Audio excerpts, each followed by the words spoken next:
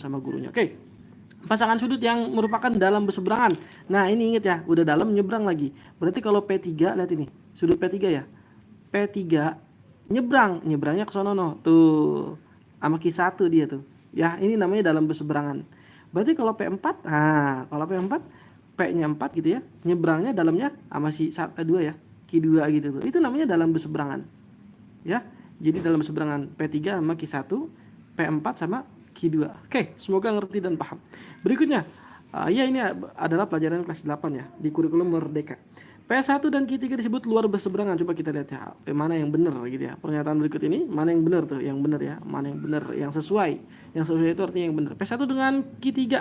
P1 dengan Q3. Oke, ini ada di wilayah luar, ini ada di wilayah luar, dan luar nyebrang. Ya, benar ya. P1 dengan Q3 luar berseberangan, betul. Oke. Kemudian P4 dengan Q1. P4 dengan Q1 ya, P4 dengan Q1 disebut dalam sepihak, betul ya, karena dia ada di wilayah dalam. Ini wilayah dalam, ini namanya nih, ini wilayah dalam, dan dia ada di satu pihak ya.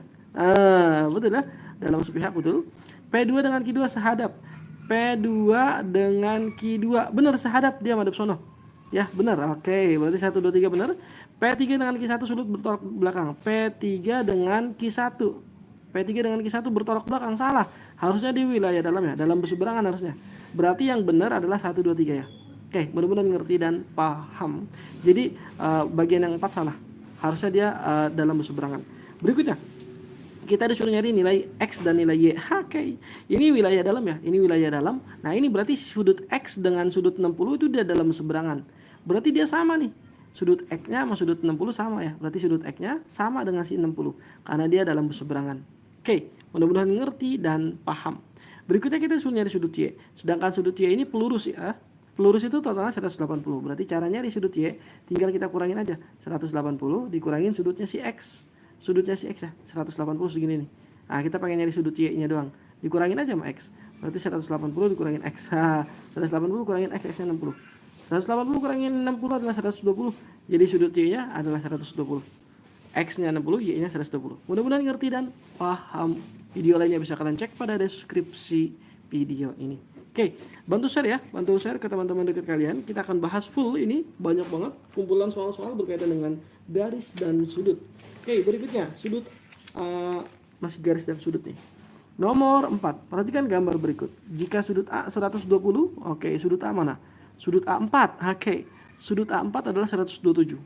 Sudut A4 ini adalah 127 katanya. Kita tulis ya, 127. Ini sudut A4 kita ganti dengan 127. Oke, berarti kita suruh nyari sudut B7 dengan B8.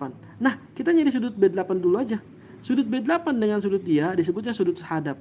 Ya, berarti dia 127 juga nih. Ngadep sini, ini ngadep sini gitu ya. Oke, dia disebut dalam sehadap. Sudut sehadap.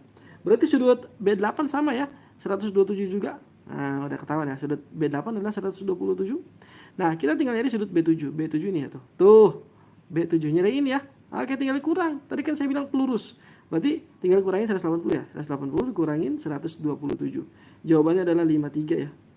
180 kurangin 127 adalah 53. Berarti sudut B7-nya nih, sudut B7-nya, oke, adalah 53. Sudut B7-nya adalah 53. Mudah-mudahan ngerti dan paham.